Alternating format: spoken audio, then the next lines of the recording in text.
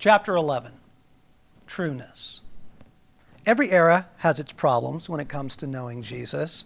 One of ours is this: having lost all confidence in the noble, the heroic, even the consistently good, we have come to celebrate the neurotic. Really? The heroes of our novels and movies are anti-heroes, broken characters riddled with self-doubts and addictions. In fact, doubt, masquerading as humility, has become a condition for acceptance in our time. People of strong conviction and bold claims are suspect. We fear them. They might be a terrorist or a Christian. Now, part of this is entirely understandable. When you live in a world rocked by scandal and expose multiple times a day, you just grow cynical. Who is it this time? Some politician, a multinational corporation, the church? Take a number. We've reached the point where we presume corruption, or at least that every story is tainted, guilty until proven innocent. It's the triumph of jaundice. Skepticism has become a virtue. This has quietly shaped a popular view of Jesus as a man not so much heroic as humanitarian, not a warrior operating behind enemy lines, but just a humble man trying to do good in a hurting world, a man stuck in his personal Gethsemane. If he is doubting and uncertain, we feel better about ourselves. Now, yes, Jesus had his dark night of the soul. There was that harrowing moment on the cross when he cried out to a father who seemed to abandon him. But friends, this encompassed less than 24 hours of his entire life. He didn't live there, nor did he stay there. It was an abyss through which he passed, through which he was able to pass because of something deeper to him.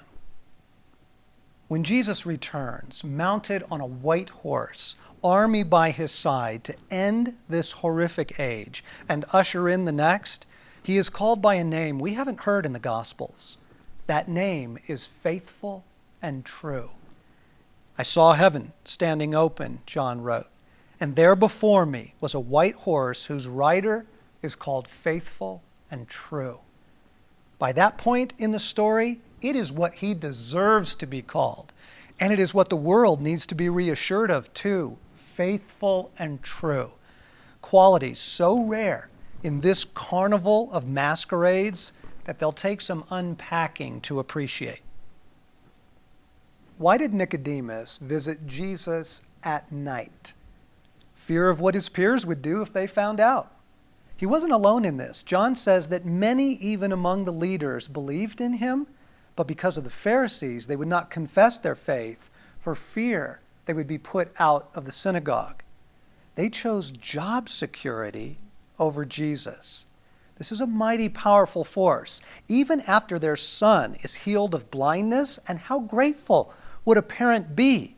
Even then, the fellow's parents tremble before the elite. The Jews still did not believe that he had been blind and had received his sight until they sent for the man's parents. "Is this your son?" they asked. "Is this the one you say was born blind? How is it that now he can see?"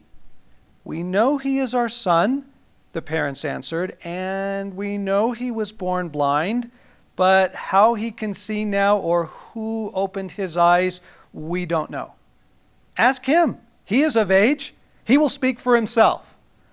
His parents said this because they were afraid of the Jews, for already the Jews had decided that anyone who acknowledged that Jesus was the Christ would be put out of the synagogue, from John chapter 9. The fear of man, peer pressure. What will others think? I'm convinced that until we have a healthy appreciation of how deep this actually runs in us, we are kidding ourselves about our motives. Surely, you remember high school. Did you really wear whatever clothes you wanted, say whatever you believed when you went to school? Heavens no! You'd have been eaten alive. It's a Shark Tank. a pack of jackals.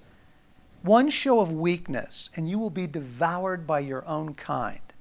We dressed and spoke and laughed and walked and held the opinions that we did in order to fit in. Our group of choice may have been the jocks, the cool kids, the academic crowd, the rebels. Regardless of the details, we all lived a very calculated life. We still do. What people think of me is a very powerful motivator. It is still shaping us more than we'd like to admit. It shapes our theology, our politics, our values. I spent time today with a young man in the music industry. Why did I use the term dude more than I normally do? And before that, I was speaking with a woman in ministry. Now, I never used the term dude, but I did talk about the Lord a good bit. I feel like a chameleon. I adapt myself to the social foliage around me. While Jesus was still talking to the crowd, his mother and brothers stood outside wanting to speak to him. Someone told him, "Your mother and brothers are standing outside wanting to speak to you." He replied to him, "Who is my mother? And who are my brothers?" Pointing to his disciples, he said, "Here are my mother and my brothers. For anyone who does the will of my Father in heaven is my brother and sister and mother." From Matthew 12. Okay, the Jewish culture may be the most family-centric culture in the world. Honor your father and mother has been drilled into Jewish sons and daughters from birth. Back at the wedding reception in Cana, all Mary had to do was to turn and say to Jesus, "They're out of wine." And Jesus made the exception for her, a Jewish mother and a good Jewish boy. Now here we have Jesus inside a crowded house teaching. Word gets passed through the crowd, your mother and brothers are outside. And everyone understands what he will do next. He'll stop what he's doing and go to them. He doesn't. He leaves them standing in the street. Now remember, you are watching love. Here is another portrait of love in action. Whatever else we see that Jesus is not beholden even to family. Now, maybe some of you are free in this regard. Are you sure it's not merely defiance?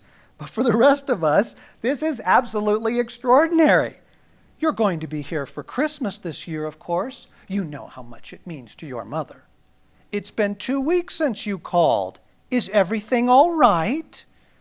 Your brother needs a place to stay for a few months. We know you'll do the right thing. How much of what we do is motivated by a fear of man? Think of it. To be entirely free of false guilt, free from pressure, free from false allegiances, it would be absolutely extraordinary. This is what gives Jesus the ability to say such startling things to people. This is what enables him to be so scandalous. This is the secret of his ability to navigate praise and contempt. Neither success nor opposition have power over him.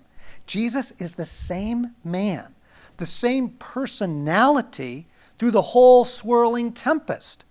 Jesus is free from the fear of man.